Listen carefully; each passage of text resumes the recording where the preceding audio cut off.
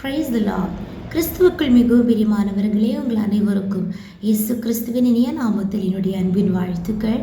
இந்த நாளிலேயும் கர்த்தர் நம்மோடு பேசுகிற வார்த்தை, அவர் நாம் தேவ சமூகத்திலே ஒப்புவிக்கிற ஒவ்வொரு காரியங்களையும் கர்த்தர் செவி கொடுத்து கேட்கிறார். நமக்கு நிச்சயமாகவே அற்புதங்களாக, அடையாளங்களாக, பெரிய காரியங்களாக கர்த்தர் அதை நமக்காக செய்து தருகிறவராயிருக்கிறார். ஸ்தோத்திரம். நம்மால் கூடாத காரியங்களை, நமக்கு கடினமாக இருக்கும் காரியத்தை நாம் தெய்வ சமூகத்தில் ஒப்பு கொடுக்கும்போது கர்த்தர் அந்த கடினமான காரியங்களை, கூடாத காரியங்களை ஸ்தோத்திர அதிசயங்களாக, பெரிய அற்புதங்களாக கர்த்தர் மாற்றுகிறவராயிருக்கிறார். ஸ்தோத்திரம். யோபுவின் வாழ்க்கையிலேயும் நமக்கு அதை பார்க்க முடியும். யோபுவின் புஸ்தகம் 5ஆம் அதிகாரம் அதனுடைய 7 முதல் 9 வரையுள்ள வசனங்களை வாசிக்கிறோம். அக்கினி பொறைகள் மேலே பறக்கிறது போல மனுஷன் வருத்தம் அனுபவிக்க பிறந்திருக்கிறான். அதாவது ஒரு மனுஷன் இந்த பூமியிலே அவன் பிறந்த உடனே அவன் அழுகியின் சத்தத்தோடு வெளியே வருகிறான். ஸ்தோத்திரம். அந்த நாளில் இருந்து ஒன்றன் பின் ஒன்றாக பல வருத்தங்கள் அவனுடைய வாழ்க்கையிலே வருகிறது. ஆனாலும் ஸ்தோத்திரம். தேவனுடைய பிள்ளைகள் என்ன செய்ய வேண்டுமா?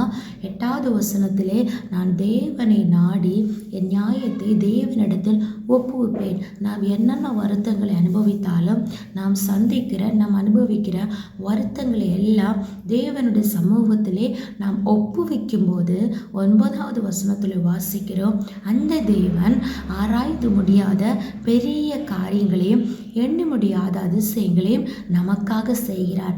எந்த வருத்தங்களை நாம் அனுபவிக்கிறோமோ அதே வருத்தங்கள் நடுவிலே கர்த்தர் நமக்காக ஆராய்ந்து முடியாத காரியங்களை, ஹல்லேலூயா. சில வேளை நம்முடைய கண்களுக்கு முன்பாக வருத்தம் மட்டும்தான் தெரியும், ஹல்லேலூயா.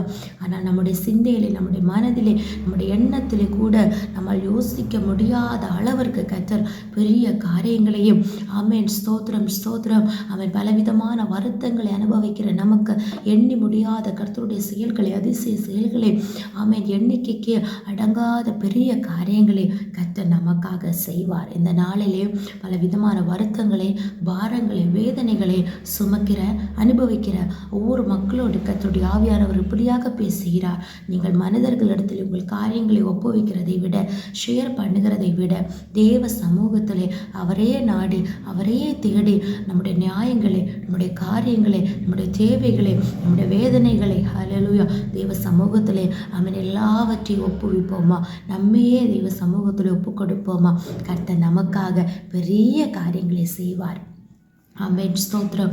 எல்லா வருத்தங்கள் மத்தியிலே கர்த்தர் ஜெயமாக நம்மை நடத்த போகிறார். விசுவாசிப்போமா? ஜெபிப்போம். இயேசுப்பா ஸ்தோத்திரம். எங்களை அளவில்லாமல் நேசித்து வழிநடத்துகிற எங்கள் அன்பின் பரலோக பிதாவே, ஆசீர்வதிக்கப்பட்டதான அந்த காலையிலே நீர் தந்த ஆலோசனைக்காக ஸ்தோத்திரம்.